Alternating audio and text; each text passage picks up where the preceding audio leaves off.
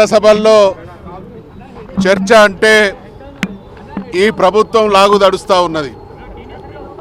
గడిచిన 4 రోజులుగా శాసనసభ శాసన మండలి సమావేశాల తీరును చూస్తూ ఉంటే ప్రభుత్వం ఎంత దుర్మార్గంగా సమర్థంగా ప్రజలకు జవాబు చెప్పలేక ప్రతిపక్షాలు సంధించేటువంటి లేవనెత్తేటువంటి అంశాలకు జవాబుదారీతనం లేక పలాయనం చిత్తగించేటువంటి స్థితికి దిగజారింది. దీన్ని తీవ్రంగా మేము గర్హిస్తూ ఉన్నాం.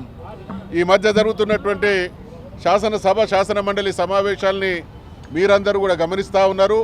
ప్రభుత్వం సాంకేతికంగా తనకు సంబంధించినటువంటి అవసరాలను తీర్చుకోవడానికి సభను వేదికగా ఉపయోగించుకుంటున్నదే తప్ప ప్రజా సమస్యల పరిష్కారానికి చర్చకు సిద్ధంగా లేదు అనేటువంటి విషయం స్పష్టంగా కనబడతా ఉన్నది.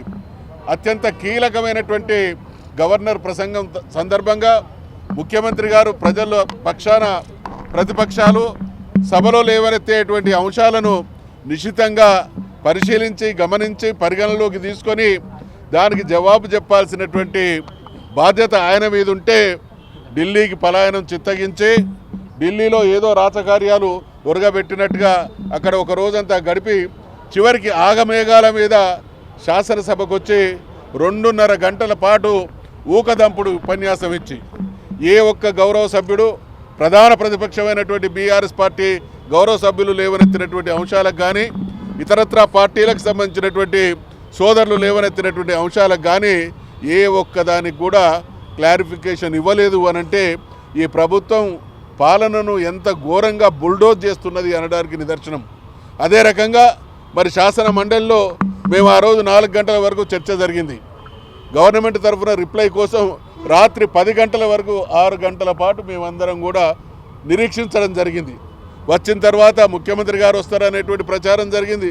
చివరికి శాసనసభ వ్యవహారాల మంత్రి గారు వచ్చి ఆయన ఓ గంటంబావు ఊకదంపుడు ఉపన్యాసం తప్ప మేము అడిగినటువంటి ఏ ఒక్క ప్రశ్నకు కూడా జవాబు ఇచ్చినటువంటి సందర్భం లేదు అనంటే చట్టసభలను నిజాయితీగా నడిపి ప్రజా విషయాలను చర్చించి వాళ్ళు ఇచ్చినటువంటి హామీలను నిలబెట్టుకోలేనటువంటి స్థితిలో పరాయణాన్నే వాళ్ళు మంత్రంగా అవలంబిస్తున్నట్టు ఈ చర్చల ద్వారా కనబడతా ఉన్నది. ఈ సందర్భంగా నాకు 4 విషయాలు అర్థమవుతా ఉన్నది. ఈ ప్రభుత్వం నడుపుతున్నటువంటి తీరు, ఎగ్గొట్టడాలు, ఎదురుదాడులు చేయడాలు, తర్వాత ఏతులు తప్ప ఇంకేది కూడా తెలంగాణ భాషలో మీరందరూ కూడా అర్థం చేసుకుని ఉంటారు.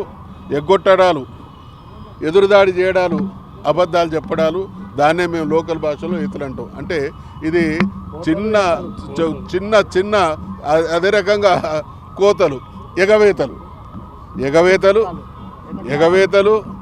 ఎదురుదాడులు, ఏతులు, ఇంకా ఇంకా ఇంకా అంటే ఇది బహుశా గతంలో ఆంధ్రప్రదేశ్ శాసనసభ ఉన్నప్పుడు కావచ్చు, ఈరోజు కావచ్చు, చరిత్రలో ఇంత అసమర్థ ప్రభుత్వం, ఇంత బాధ్యతారహితమైనటువంటి ప్రాంతం ఎదుటి వాళ్ళ మీద మొన్న శాసనసభలో ముఖ్యమంత్రి సమాధానం సందర్భంగా ప్రత్యక్షంగా పరోక్షంగా 100 సార్లు కేసీఆర్ గారి పేరు తీసుకోవడం జరిగింది. ఇది ఏడుపులు, ఎగవేతలు, ఎదురుదాడులు, ఎగ్గొట్టడాలు. దీనికి పరిమితం అయితే ఇది ప్రజలకు జవాబుదారు ప్రభుత్వం ఎట్లయితుంది?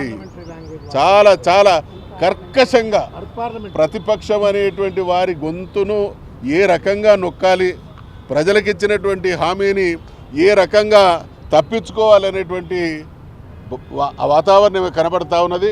ముఖ్యమంత్రి గారు మాట్లాడినటువంటి భాషలో చాలా ఆయన స్థాయి, బహుశా మీరందరూ కూడా పత్రికా రంగంలో సుదీర్ఘకాలం పాటు పనిచేస్తున్నటువంటి మహానుభావులు, అనుభవజ్ఞులు ఉన్నారు.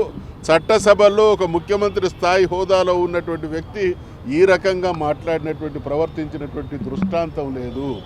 తెలంగాణ రాష్ట్రాన్ని సాధించుకున్న తర్వాత గౌరవ ముఖ్యమంత్రి ఆనాటి కేసీఆర్ గారు ఒక ఆదర్శప్రాయమైనటువంటి ముఖ్యమంత్రి స్థాయి అంటే ఏంటి, ముఖ్యమంత్రి పని విధానం అంటే ఏంటి, ముఖ్యమంత్రి గారి బాధ్యత అంటే ఏంటి అనే దాన్ని దృష్టిలో పెట్టుకొని అద్భుతమైనటువంటి పాలన అందించి కాంగ్రెస్కు ఆ అవకాశం వస్తే దాని స్థాయిని అనేక రకాలుగా దిగజారుస్తున్నారు. కాబట్టి ఈ వైఖరిని ఖండిస్తూ ఉన్నాం.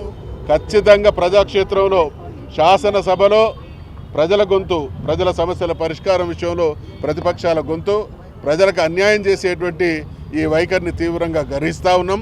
ప్రజాక్షేత్రంలో నిరంతరం కాంగ్రెస్ పార్టీ దుర్మార్గాన్ని చీల్చి చెండాడమే ప్రజల పక్షాన ప్రతిపక్షంగా మా బాధ్యత అనేటువంటి విషయాన్ని తెలియజేస్తూ ఉన్నాం.